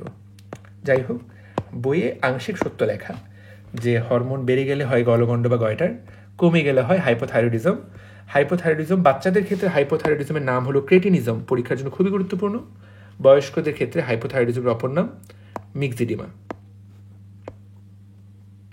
খুবই গুরুত্বপূর্ণ, রাইট? তাহলে আমরা অনেকটুকু জানলাম, আশা করি পারবো। এখানে দেখো, আমরা আগেই পড়েছি রক্তচাপের সাথে জড়িত কে? অ্যাড্রেনালিন, নর অ্যাড্রেনালিন, মূলত নর অ্যাড্রেনালিন, তারপর অ্যাড্রেনালিন দিয়েও কাজ হয়। ঠিক আছে, হার্টবিটের সাথে জড়িত মূলত অ্যাড্রেনালিন, আর রক্তচাপের সাথে জড়িত মূলত নর অ্যাড্রেনালিন। এটা কিন্তু আমরা ছকের মধ্যে পড়ে এসেছি, আশা করি মনে আছে। আর আগেই বললাম অ্যালডোস্টেরন কোন হরমোন শরীরে বাড়ায়? সোডিয়াম। পটাশিয়াম কমায়। অ্যালডোস্টেরনের কাজ কি? শরীরে সোডিয়ামের মাত্রা বাড়ানো, পটাশিয়ামের মাত্রা কমানো। এটা খুব গুরুত্বপূর্ণ হরমোন। এই যে লাইনটা বললাম, তোফায়েল ভাই স্পেশাল আকারে লিখে রাখবা, সোডিয়ামকে বাড়ায়, পটাশিয়ামকে কমায়। অনেক পড়া বললাম, এর চেয়ে বেশি তথ্য মনে রাখার দরকার নাই। ওকে, ঠিক আছে। এখান থেকে আরেকটা ছোট্ট লাইন আমাদেরকে জানতে হবে, আচরণের পরিবর্তনে হরমোনের প্রভাব। অনেক কথা বলা, তুমি যদি ভালো লাগে রিডিং পড়তে পারো। যেহেতু এগুলো থেকে প্রশ্ন আসবে না, আমি আলোচনা বাড়াবই না, কারণ এত টাইম নাই ভর্তি পরীক্ষার সময়। এখান থেকে এই লাইনটা পড়বা। অনেক সময় বাচ্চা জন্ম দেওয়ার পর মায়েদের মাথা পাগল হয়ে যায়। সেটা 7 দিনের মধ্যে হতে পারে, 1 মাসের মধ্যে হতে পারে, 3 মাসের মধ্যে হতে পারে, 1 বছরের মধ্যে হতে পারে। এটা মায়েদের মাথা পাগল হয়ে যায়, ইচ্ছাকৃত না, কিন্তু এটা একটা রোগ, মানসিক রোগ। এটা বাচ্চা জন্মদানের পর মারা অনেক সময় মানসিক রোগে আক্রান্ত হয়। এটাকে বলে প্রসবোত্তর সাইকোসিস। সাইকোসিস মানে পাগলামি। সাইকোসিস শব্দের অর্থ পাগলামি। নিজের বাচ্চাকে আদর করবে না, নিজের বাচ্চাকে অনেক সময় মেরেও ফেলতে চায়, মায়েদের মন খারাপ থাকে। এটা 100 জন মেয়ের মধ্যে 5 জনের ক্ষেত্রে এরকম দেখা যেতে পারে। তো এই লাইনটা থেকে পরীক্ষা প্রশ্ন আসতে পারে যে সন্তান জন্মদানের পর মায়ের আচরণে পরিবর্তন দেখা গেল, সে হঠাৎ করে রেগে ওঠে, এটার নাম কি? তুমি উত্তর করবা, এটার নাম প্রসবোত্তর পাগলামি বা প্রসবোত্তর সাইকোসিস। দ্যাটস অল, ডান। পড়া কিন্তু অনেক, চাইলে এখানে প্রত্যেক লাইন থেকেই প্রশ্ন বাড়ানো সম্ভব, কিন্তু আমার অতীত অভিজ্ঞতা বলে এগুলো থেকে প্রশ্ন আসবে না। অপ্রয়োজনীয় সময় নষ্ট করার কিছু নেই। এখানে প্রত্যেকটা লাইনের মধ্যে যা যা লেখা আছে এগুলো আমরা পুরো 5 বছর জুড়ে MBBS পড়ি, এবং এগুলো তোমাকে বোঝাতে গেলে রাত পার হয়ে যাবে, তারপরে বোঝাই শেষ করতে পারবো না। এন্ডোক্রাইনোলজি, হরমোন বিদ্যা, এত বড় একটা সাবজেক্ট, এত ফ্যাসিনেটিং একটা সাবজেক্ট, পড়া শুরু আছে যেটা শেষ নাই। তার মানে পড়া যেতে পারে অনেক কিছু। কারো যদি বুঝতে মনে চায় তারপরে তার একটা রিডিং পড়বা, কিন্তু ডিএমসিতে চান্স পাওয়ার জন্য এটা পড়তে হবে, দিস ইজ ফর ম্যান্ডেটরি। ডিএমসিতে চান্স পাওয়ার জন্য এইটা TTM করতে হবে, সেইটা ম্যান্ডেটরি। এইটা কিন্তু গত ক্লাসেই বুঝাই দিয়েছি, ক্লাসের শুরুতেই আমি এটা আলোচনা করেছি। এটা আলিম স্যারের বই থেকে পড়িয়েও দিয়েছি, এটা কিন্তু আমাদের ডান, মনে থাকে যাতে। এই চ্যাপ্টারে লাস্ট পড়া, কিন্তু স্টারগুলো দেখো 5টা স্টার দিয়েছে, আমি 10 টু দি পাওয়ার 5টা স্টার করে দিলাম। তার মানে এটা 10 লক্ষ স্টার ইম্পর্টেন্ট। এইটা না পড়ে পরীক্ষার হলে যে যাবে তার মতো বড় বোকা এই দুনিয়াতে আরেকটা আছে কিনা আমি জানি না। এখানে মোট 17টা রোগের কথা বলা আছে। আমি তোমাকে গ্যারান্টি দিলাম এর মধ্যে অলরেডি 7টা থেকে 10টা রোগের কথা আমরা অলরেডি পারি, নতুন করে 7টা রোগ শিখতে হবে। যেগুলো পারি সেগুলো একটু ডান করে ফেলি। চলো, ডায়াবেটিস মেলাইটাস কোন হরমোনের অভাব? ইনসুলিন হরমোনের অভাব। ইনসুলিন হরমোন কি করে? শরীরে রক্তের মাত্রা কমায়। তাহলে ইনসুলিন নাই, তাহলে কি হবে? শরীরে রক্তের মাত্রা না, গ্লুকোজের মাত্রা কমায়। তাহলে রক্তে কি হবে? গ্লুকোজের মাত্রা বেড়ে যায়, হাইপারগ্লাইসেমিয়া। এবং এই যে বেড়ে যাওয়া গ্লুকোজটা কোন দিক দিয়ে বের হয়? মূত্র দিয়ে। এটাকে বলে গ্লাইকোস ইউরিয়া। এটা কিন্তু আমি ক্লাসে পড়িয়েছি, রেচন চ্যাপ্টারে পড়িয়েছি, যখন প্রস্রাব দিয়ে গ্লুকোজ বের হয়ে যায়। এবং এই যে যাদের ডায়াবেটিস আছে তাদের প্রস্রাবের মধ্যে গ্লুকোজ থাকে, গ্লুকোজ তো মিষ্টি, এই মানুষগুলোর প্রস্রাবের চারপাশে পিঁপড়া আক্রমণ করে মিষ্টিটা খাওয়ার জন্য। তোমার প্রস্রাবে যদি কখনো পিঁপড়া দেখো, বুঝে নিবে তোমার ডায়াবেটিস হয়েই গেছে। তবে একদিন প্রস্রাব করলে সেদিন পিঁপড়া আসলো, পরের 10 দিন করলে আর আসলো না, তাহলে আবার ডায়াবেটিস না, তাহলে শুধুই গ্লাইকোসিউরিয়া। প্রতিনিয়ত যদি হয় তাহলে সেটা ডায়াবেটিস। তাহলে এটা আমরা পারবো, এটা আমরা অলরেডি পারি। একইভাবে দেখো বামনত্ব, we are done. Growth hormone যদি কম ক্ষরণ হয়, ছোট হয় সাইজে, ঠিক আছে, পারা যাবে। ওকে, তারপরে দেখো আমরা এটা অলরেডি পড়ে ফেলেছি, জাইগান্টিজম, দৈত্যত্ব। যখন ছোট্ট বয়সে অনেক বেশি গ্রোথ হরমোন ক্ষরণ হয়, বিশাল সাইজ ধারণ করে, তাই না? এবং এক্ষেত্রেও কিন্তু যাদের এরকম দৈত্যতা থাকে তাদের অটোমেটিক ডায়াবেটিস তৈরি হয়। এই মানুষগুলোর অটোমেটিক ডায়াবেটিস হয়।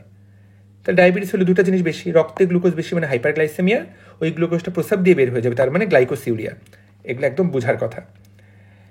একইভাবে এটাও পড়া শেষ। অ্যাক্রোমেগালি। অ্যাক্রোমেগালির অপর নাম কি? পরীক্ষায় প্রশ্ন আসবে। বাপরে বাপ, একটা ভালো স্টুডেন্ট হয়তো অ্যাক্রোমেগালি জানবে, কিন্তু একটা অসাধারণ স্টুডেন্ট, একজন ভবিষ্যৎ ডিএমসিয়ান জানবে যে এটার অপর নাম মারিজ ব্যাধি। বিজ্ঞানী ম্যারির নাম অনুসারে এটাকে বলা হয় ম্যারির ব্যাধি বা মারিজ ব্যাধি। প্রাপ্তবয়স্ক বয়সে যদি গ্রোথ হরমোন বেশি ক্ষরণ হয় তাহলে দেখতে অনেকটা সে গরিলার মতো হয়, এটার নামই অ্যাক্রোমেগালি। দেখতে কিসের মতো? গরিলার মতো। তোমরা সবাই গরিলা চেনো, কিংকং। প্রাপ্তবয়স্ক শরীরে যদি এরকম গ্রোথ হরমোন বেশি ক্ষরণ হয় তাহলে দেখতে সেরকম গরিলার মতো হয়। বুঝতে পারলাম? This is called acromegaly. দেখো তো এগুলো পড়া হয়ে গেল না? ডায়াবেটিস মেলিটাস ডান, এটা ইনসুলিনের সাথে জড়িত। 2, 4, 5, 2, 4, 6 এগুলো কার সাথে জড়িত? গ্রোথ হরমোনের সাথে জড়িত। কি সুন্দর। আচ্ছা, বাকিগুলাও কিন্তু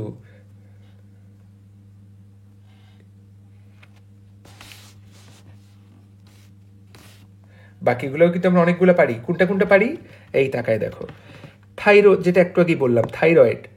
বাচ্চাকালে যদি থাইরয়েড কম তৈরি হয় সেটার নাম কি বললাম? ক্রেটিনিজম। ডান। এই বাচ্চাগুলা হাবাগোবা হয়। দেখো এই বাচ্চাগুলো হাবাগোবা, আমি যে লাইনটা বললাম এক্স্যাক্টলি এই লাইনটি বইয়ের মধ্যে লেখা। বাচ্চাগুলো হাবাগোবা হয়, বাচ্চাগুলো ছোট হয় সাইজে, তারা খুব একটা দেহের বৃদ্ধি তাদের ভালো হয় না। হাবাগোবা বাচ্চা, থাইরয়েড হরমোন, ঠিক আছে? তার মানে সব হাবাগোবা বাচ্চারই যেমন থাইরয়েড হরমোন কম তা কিন্তু না। হাবাগোবা হওয়ার অনেকগুলো কারণ আছে, তার মধ্যে একটা কারণ হলো ক্রেটিনিজম। বড় মানুষ যার শরীরে থাইরয়েড কম, তার রোগটার নাম কি? মিক্সিডিমা। এরা খুব মোটা হয়। এরা কি হয়? মোটা। দেখো শরীরটা ফুলে যায়, তাদের এদেরও ব্রেন স্লো কাজ করে, খুব বেশি ঘুমায়, ত্বকে চামড়াটা অনেক মোটা খসখসে হয়। পরীক্ষায় এগুলো আসবে না, পরীক্ষায় আসবে বয়স্ক শরীরে থাইরক্সিন কম, রোগের নাম কি? মিক্সিডিমা। এগুলো একটু আগে নাম পড়ে আসছি। তাহলে থাইরয়েড কম, এই দুইটা। থাইরয়েড বেশি, কি কি রোগ? এই দুইটা রোগ। দেখো যেটা আমি মাত্র বললাম, সাধারণ গলগণ্ড, তাকায় দেখো আমি যেটা এতক্ষণ আলোচনা করেছি, সিম্পল গয়টার। এবার এখানে ঠিক করে লেখা, খাদ্যে আয়োডিনের অভাবে কোন রোগ হয়? বাংলাদেশে 100 জনের মধ্যে 80 জন মানুষ, 70 জন মানুষ যেই গলগণ্ড রোগে আক্রান্ত। সাধারণ গয়টার। বুঝতে পারলাম? গলাটা ফুলে যায়, থাইরয়েড গ্রন্থি। অনেক আলোচনা করেছে এটা নিয়ে। এই ক্ষেত্রে শরীরে থাইরয়েড হরমোনের পরিমাণ সাধারণ নর্মাল থাকে, কিন্তু কোন কোন ক্ষেত্রে থাইরয়েড হরমোনের পরিমাণ বেড়ে যায়? বাপরে বাপ, এত কঠিন পড়া তোমাদেরকে ডাক্তার মনে বানায় ছাড়বে এইচএসসিতেই। এগুলো আসলে অতিরিক্ত হয়ে গেছে, এগুলো আসলে তোমাদের ক্লাসে দরকার মানেই হয় না। তো থাইরয়েড হরমোন যদি বেশি হয়ে যায় সেই রোগটার নাম কি? Grave disease. গ্রেভ, বিজ্ঞানী গ্রেভের নাম অনুসারে গ্রেভ, বিজ্ঞানী গ্রেভ এটা আবিষ্কার করেছে, এটার নাম গ্রেভ ডিজিজ বা এক্সোথেলমিক গলগণ্ড। এই গলগণ্ডে চোখটা বাইরের দিকে চলে আসবে। অপথ্যালমো মানে কি চোখ, এক্সোথেলমিক গলগণ্ড। গুগলে এই শব্দটা লিখে সার্চ দিবা, দেখবা তোমার দিকে রোগীগুলো বড় বড় চোখ করে তাকায় আছে। চোখ দেখেই ডাক্তার আমরা এই রোগ ধরে ফেলি। রোগীটা আমার কাছে আসবে, ও এসে বসতে বসতে আমি বুঝে যাবো ওর শরীরে কী রোগ চলছে। কিছু রোগ আছে যেগুলো মানুষের চেহারা দেখলেই বলে দেওয়া যায় ওর শরীরে এই মুহূর্তে কী রোগ। বোঝাতে পেরেছি? এই যে দেখো চোখটা বড় হয়ে যায়, তার গলগণ্ড তো থাকেই। তাহলে এটার অপর নাম কি? গ্রেভ রোগ বা এক্সোপথ্যালমিক গলগণ্ড। এক্সোপথ্যালমিক মানে কি? এক্সো মানে বের হয়ে আসে, অপথ্যালমিক মানে চোখ। তাহলে দেখো তো, থাইরয়েড নিয়ে এই চারটা থাইরয়েড নিয়ে ডান, গ্রোথ হরমোন নিয়ে 3টা ডান, ডায়াবেটিস নিয়ে 1টা ডান। আমাদের 17টার মধ্যে কিন্তু অলরেডি 8টা পড়া শেষ। 17টার মধ্যে 8টা পড়া শেষ, 9টা পড়তে হবে। প্রত্যেকটা গ্ল্যান্ডেই তো একটা করে ডিজিজ হতে পারে, তাই না? যেখানেই গ্ল্যান্ড আছে সেখানেই ডিজিজ হতে পারে। তোমাদের মনে আছে কিনা, ওই যে আমরা পড়েছিলাম ওভি, অক্সিটোসিন এবং ভেসোপ্রেসিন। তো এই ভেসোপ্রেসিনের অপর নাম কি? এই ভেসোপ্রেসিনের অপর নাম কি? এডিএইচ। কারো যদি এই এডিএইচ হরমোন কম ক্ষরণ হয়, এটুকু মনে রাখলেই হবে, তার যে রোগটা হবে তার নাম ডায়াবেটিস ইনসিপিডাস।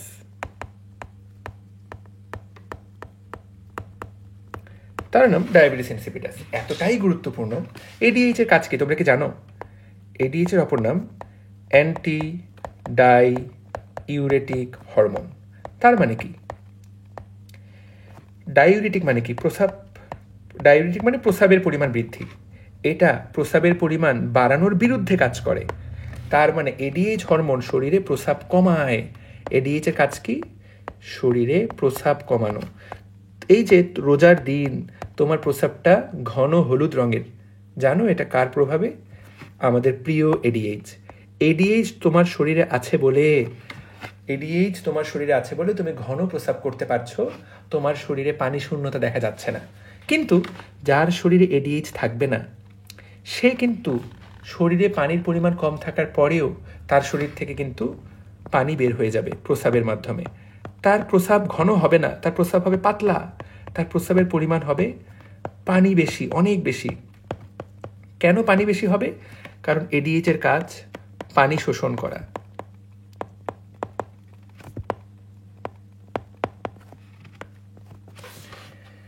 কারণ এডিএইচ এর কাজ পানি শোষণ করা। পানি শোষণ করতে পারবে না, ফলে প্রস্রাবের পরিমাণ বেড়ে যাবে। এই যে প্রস্রাব বেশি বেশি করা, এটার নাম তো বহুমূত্র। এই বহুমূত্রটার নাম ডায়াবেটিস ইনসিপিডাস। শেষ।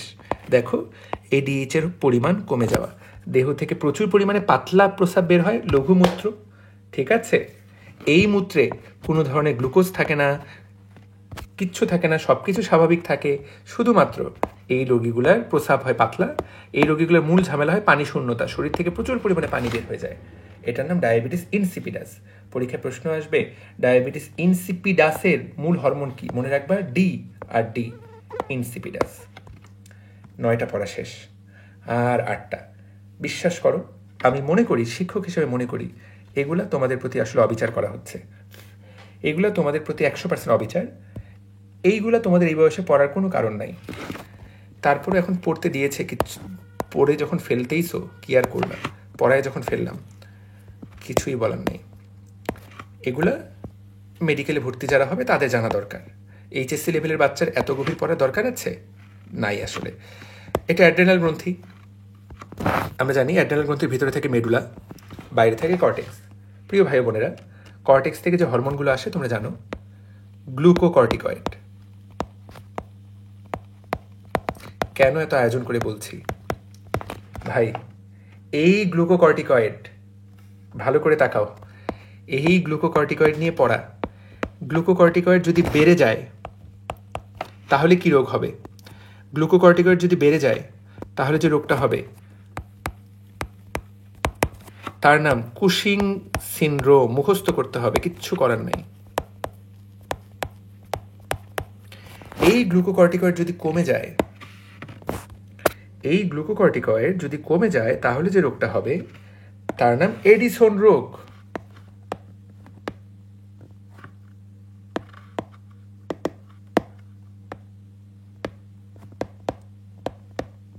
তাহলে পরীক্ষায় আসলে কি প্রশ্ন আসবে জানো?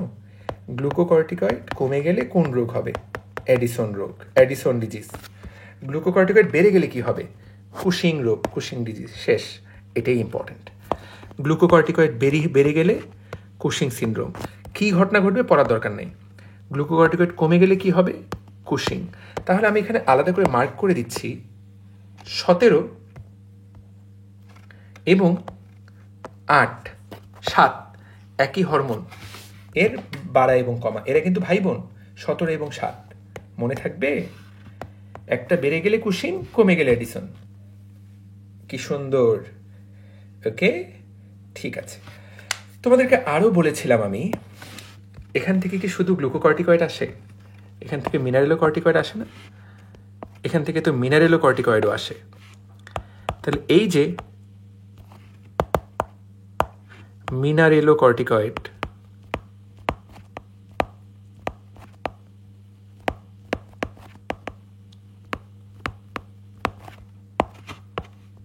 এইটা যদি বেড়ে যায় তাহলে কি রোগ হবে? মিনারেলোকর্টিকয়েড এইটা যদি বেড়ে যায় তাহলে কি রোগ হবে? রোগটার নাম পড়লেই হবে, অ্যালডোস্টেরন বেড়ে যাওয়া, অ্যালডোস্টেরনিজম। মিনারেলোকর্টিকয়েডের উদাহরণটা কি পড়িয়েছি একটু আগে? অ্যালডোস্টেরন, যদি মনে থাকে তাহলে শরীরে অ্যালডোস্টেরন। আমরা জানি অ্যালডোস্টেরন বেড়ে গেলে কি হয়? সোডিয়ামের পরিমাণ বেড়ে যাবে, কারণ এর কাজ সোডিয়াম। দেখো, সোডিয়াম বৃদ্ধি, পটাশিয়াম কমানো। অনেকবার অ্যালডোস্টেরন জীবনে পড়িয়েছি তোমাদেরকে। অ্যালডোস্টেরনের পরিমাণের কি হবে এইটুকুই আপাতত জানি, এর বাইরে আসলে কিছু জানার দরকার নেই। ঠিক আছে, ওকে, গ্রেট।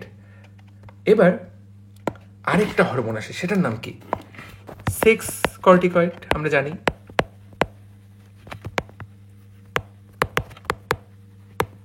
এই সেক্স কর্টিকয়েড যদি বেড়ে যায় সেই রোগের নাম কি? অ্যাড্রেনাল ভিরিলিজম। জাস্ট সেক্স কর্টিকয়েড যদি বেশি হয় তাহলে অ্যাড্রেনাল ভিরিলিজম।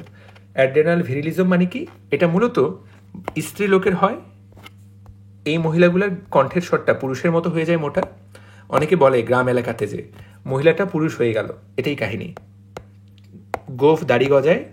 ঠিক আছে, কোন রোগে নারীরা পুরুষে পরিণত হয়? এই ক্ষেত্রে। তো 7, 8, 9, 17 এগুলো সবগুলো কোন গ্রন্থির সমস্যা? এই প্রত্যেকটা অ্যাড্রেনাল গ্রন্থির সমস্যা। কোন গ্রন্থির সমস্যা? অ্যাড্রেনাল গ্রন্থির সমস্যা। গ্রেট। লাস্ট, এত পড়া পড়লা, আর একটু পড়বা না? আর একটু পড়তে হবে। কি পড়বো ভাইয়া? দেখো, প্যারাথাইরয়েড হরমোন বলেছিলাম খুব গুরুত্বপূর্ণ, আলাদা করে সময় নিয়ে বলেছি।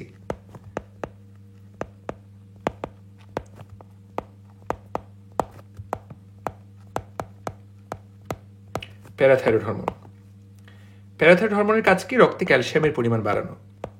কারো শরীরে যদি প্যারাথাইরয়েড হরমোন কমে যায় তাহলে তার শরীরে ক্যালসিয়ামের পরিমাণও কমে যাবে। আমাদের শরীরে যখন ক্যালসিয়ামের পরিমাণ কমে যায়, ক্যালসিয়াম আমাদের প্রত্যেকটা মাংস নড়াচড়ার জন্য লাগে। ক্যালসিয়াম না থাকলে মাংসগুলো নড়াচড়া ভালো করে করতে পারবে না, ফলে আমাদের শরীরটা বেঁকে যায়। এই যে বেঁকে যাওয়া, এটাকে বলে টিটানি। শরীরে ক্যালসিয়ামের পরিমাণ কমে গেলে যে রোগটা হয় তার নাম টিটানি। তাহলে প্যারাথাইরয়েড হরমোনের অভাবে একটা রোগ হয় টিটানি। এটা কমে যাওয়ার সাথে সাথেই ঘটে। ধরো তোমার শরীরে ক্যালসিয়াম থাকার কথা 100টা, আছে এই মুহূর্তে 50টা, তোমার টিটানি দেখা দিবে। ক্লিয়ার? যদি এটা খুব দ্রুত ঘটে আর কি, টিটানিটা দ্রুত ঘটে। 100 থাকার কথা হঠাৎ করে 50 হলেও তোমার শরীরে টিটানি দেখা গেল। কিন্তু তোমার চাহিদা প্রতিনিয়ত 100 ক্যালসিয়াম, কিন্তু তোমার শরীরে আছে নিয়মিতই 80। এই যে প্রতিনিয়ত 20টা করে ক্যালসিয়াম কম, কেন কম? কারণ ধরো প্যারাথাইরয়েড হরমোন তোমার শরীরে কম, এই 20টা আলটিমেটলি তোমার হাড্ডিগুলো দুর্বল হয়ে যাবে। হাড্ডিগুলো দুর্বল হবে। কেন দুর্বল হবে? কারণ তোমার শরীরে ক্যালসিয়াম কম, ইটের মধ্যে পর্যাপ্ত পরিমাণে মাটি এবং তাপ থাকবে না, ফলে তোমার হাড্ডিগুলো ভেঙে পড়বে। এই রোগটার নাম কি? এইটার নামে অস্টিওপোরোসিস। হাড্ডিগুলা গুঁড়া গুঁড়া হয়ে যায়, ছিদ্র ছিদ্র হয়ে যায়, অস্টিওপোরোসিস। ঠিক আছে। আচ্ছা, যদিও অস্টিওপোরোসিসে এরা বলেছে প্যারাথাইরয়েডের ক্ষরণ বেশি হওয়া, এই লাইনটা পুরোপুরি সত্য নয়, এই লাইনটা পুরোপুরি সত্য না। ঠিক আছে, প্যারাথাইরয়েডের ক্ষরণ সবসময় বেশি হয় তা না, সাইক্লিক্যাল কম, সাইক্লিক্যাল বেশি হয়। তারপরও ঠিক আছে, আমরা এই বইয়ের স্বার্থে এটা সম্পূর্ণ সঠিক লাইন ব্যাপারটা তা নয়। হ্যাঁ, দীর্ঘ সময় সাধারণত অস্টিওপোরোসিসের ক্ষেত্রে তোমাদেরকে সঠিকটা যদি আমি জানাতে চাই,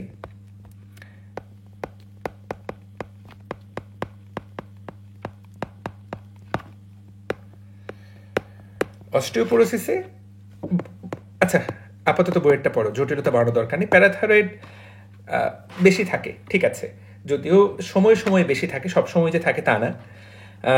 এখানে এই যে তথ্যটা দিলাম, এই তথ্যটা এটা দিয়েই ব্যাখ্যা করা যায়। দেখো, তোমার রক্তে ক্যালসিয়াম দরকার, তোমার রক্তে ক্যালসিয়াম দরকার কত? 100। তোমার রক্তে আছে কত? 80। তাহলে এই 20টা ক্যালসিয়াম কোথা থেকে আসবে? এই 20টা ক্যালসিয়াম হাড্ডি থেকে আসবে। 20টা ক্যালসিয়াম কোথা থেকে আসবে? হাড্ডি থেকে। ফলে তোমার রক্তে 100 মেনটেন করার জন্য বাকি 20টা ক্যালসিয়াম কোথা থেকে আসবে? তোমার হাড্ডি থেকে। ফলে হাড্ডিগুলা দুর্বল হয়ে যায়। এটাই আসলে মূল ব্যাখ্যা। তো অস্টিওপোরোসিসে প্যারাথাইরয়েড হরমোন সাইক্লিক্যাল, মাঝে মাঝে বাড়ায় কমার মধ্যে থাকে। তো এক লাইনে যদি বলতে চাই বই অনুসারে, ঠিক আছে যাও, প্যারাথাইরয়েড হরমোন বেশি ক্ষরণ হলে কি হবে? হাড্ডি থেকে, দেখো লেখাই আছে বইয়ে, সুন্দর করে বলা, হাড্ডি থেকে ক্যালসিয়াম বের হয়ে আসে। বের হয়ে কোথায় আসে? রক্তে। ফলে হাড্ডিগুলো নরম হয়ে যায়, ছিদ্রযুক্ত হয়ে যায়, ঠিক আছে। এবং এই রোগগুলার ক্যালসিয়াম যেহেতু রক্তে বেশি, আলটিমেটলি ক্যালসিয়াম থেকে পাথর তৈরি হয়, কিডনিতে পাথর। আর প্যারাথাইরয়েড হরমোন কমে গেলে কি হবে? টিটানি। কমে গেলে কি হবে? টিটানি, পেশিতে খিঁচুনি। কি সুন্দর! তাহলে 11-12 কোন হরমোনের সাথে জড়িত? প্যারাথাইরয়েড। কি দারুণ, তাই না? কমা বাড়া সবগুলোই পড়া শেষ, একটা বাকি। সেটা টেস্টিস থেকে যে হরমোন আসে তার নাম টেস্টোস্টেরন। যার টেস্টোস্টেরন কম, সে তার এই রোগটার নাম ইউনাকয়েডিজম। ইউনাকয়েডিজম, যার টেস্টোস্টেরন কম। ইউনুস, এটা আবার ইউনুস বলো না, এখানে যেটা লিখছে এটা ভালো হয় নাই, ইউনুচয়েডিজম না, এটা ইউনাকয়েডিজম। উচ্চারণটা আরও এর চেয়ে সুন্দর হবে আসলে। ইউনুস না, এটা আসলে ইউনাকয়েডিজম। এটা ভালো হয় না এই উচ্চারণটা বইয়ের। ইউনাকয়েডিজম, ইউনাকয়েডিজম, ইউনাকয়েডিজম। টেস্টোস্টেরন হরমোন কম ক্ষরণ হলে এই মানুষগুলোর দেখা যাবে দাড়ি ঠিক মতো গজাবে না। হ্যাঁ, গৌণ যৌন বৈশিষ্ট্যগুলা, যৌনাঙ্গ সমূহগুলা অবিকশিত থাকে। এদের টেস্টোস্টেরন কম, টেস্টোস্টেরনের যেটা কাজ সেটা করতে পারবে না। এই তো। তাহলে প্রিয় ভাই বোনেরা, দেখো সুন্দর করে গুছিয়ে দিলাম। 1 ইনসুলিন, 2 4 6 গ্রোথ হরমোন, ঠিক আছে। আচ্ছা, এখানে একটা ছোট্ট জিনিস আছে, এটা মিস হয়েছে। বামনত্ব, বাচ্চাকালে যদি গ্রোথ হরমোন কম আসে তাহলে ছোট সাইজ হবে, আর বয়স হওয়ার পরে যদি গ্রোথ হরমোন কম ক্ষরণ হয় তাহলে এই লোকগুলা হঠাৎ দ্রুত আসলে এরা বুড়া হয়ে যায়। এটার নাম অ্যাক্রোমিক্রিয়া। মিক্রিয়া মানে ছোট। এই লোকগুলোর বয়স হওয়ার পর যদি গ্রোথ হরমোন কমে যায়, তাহলে এখানে তুমি খেয়াল করো 2 3 4 6, তাহলে অ্যাক্রোমিক্রিয়া এবং অ্যাক্রোমেগালি দুটাই কিন্তু একই রকম জিনিস। প্রাপ্ত বয়সে একটাতে কম, আর একটাতে প্রাপ্ত বয়সে গ্রোথ হরমোনের ক্ষরণ বেশি। প্রাপ্তবয়স্ক হওয়ার পর যদি বেশি হয় তাহলে অ্যাক্রোমেগালি, প্রাপ্তবয়স্ক হওয়ার পর যদি কম হয় অ্যাক্রোমিক্রিয়া। তাহলে দেখো গ্রোথ হরমোনে 4টা ডিজিজের কথা বলা, ঠিক আছে, দেখতে পাচ্ছি। তারপরে এখানে দেখো থাইরয়েডের 1টা 2টা 3টা 4টা, থাইরয়েডের 4টা। তারপরে দেখো অ্যাড্রেনাল গ্রন্থির 17, 9 8 7, অ্যাড্রেনাল গ্রন্থির 4টা করে 3 4 12, 12টা হয়ে গেল এখানে। প্যারাথাইরয়েড গ্রন্থির 2টা, 14টা হয়ে গেল এখানে, রাইট? 14টা হয়ে গেল। মোট আছে কয়টা? 17টা। একা একা কে আছে? একা একা আছে 2টা ডায়াবেটিস ম্যালিটাস, ডায়াবেটিস ইনসিপিটাস, এবং দ্য লাস্ট ওয়ান আরেকটা কোনটা? টেস্টোস্টেরনের জন্য ইউনাকয়েডিজম। এই তো ভাইয়া, কোন হরমোন বেশি কোন হরমোন কম, আমি তো এই কথাটাই তোমাকে শুরুতে বললাম, রাইট? তাহলে থাইরয়েডের রিভাইজ বলে দিই, থাইরয়েডের 4টা, 2টা বেশি 2টা কম, একইভাবে গ্রোথ হরমোন রিলেটেড 4টা, 2টা বেশি 2টা কম রোগের নাম, তাই তো? প্যারাথাইরয়েডের 2টা, 1টা বেশি 1টা কম। অ্যাড্রেনালের 4টা রোগের নাম দেওয়া, অ্যাড্রেনালের 4টা রোগের নাম দেওয়া, 3টা বেশি 1টা কম। 1টা কম কিন্তু অ্যাডিশন, মনে রেখো। কি গেল? মোট কয়টা হচ্ছে? ডায়াবেটিস কয় রকম দেওয়া? 2 রকম, ডায়াবেটিস মেলাইটাস, ডায়াবেটিস ইনসিপিডাস, 2 রকম। 4 2 6, 2 8, 12 16। শুধুমাত্র একাই থাকে ইউনুচয়েডিজম। এটা ইউনাকয়েডিজম, কথাটা মনে রেখো। একাই, ঠিক আছে? এই তো বিউটিফুল পিপল। তাহলে 2টা বেশি 2টা কম, মোট 17টা A to Z আলোচনা করলাম। প্রথমবার পড়তে ধাক্কা লাগতে পারে, কেউ যদি আমার ক্লাসটা ফলো করে, এই ক্লাসটা তার জন্য একটা বেদ বাক্য হিসেবে কাজ করবে। প্রিয় ভাই বোনেরা, hopefully this will help you. So আমি স্মার্ট বোর্ডে ক্লাসটা নিতে পারলাম না, সেজন্য আন্তরিকভাবে দুঃখিত। গতকালের ক্লাসের পরেই আসলে আমি ঢাকা শহর ছেড়ে ঈদ করতে এসেছি, কিন্তু আমি মনে করি স্মার্ট বোর্ডে এতটা আরাম করে, এতটা শান্তিমতো, এত গুছিয়ে হয়তো এটা আলোচনা করা যেত না, যতটা একটা রেকর্ড ক্লাসে করতে পারলাম। কারো যদি কোনো প্রশ্ন থাকে, you can ask me over discussion group. সবাই ভালো থাকো, সুস্থ থাকো। আসসালামু আলাইকুম।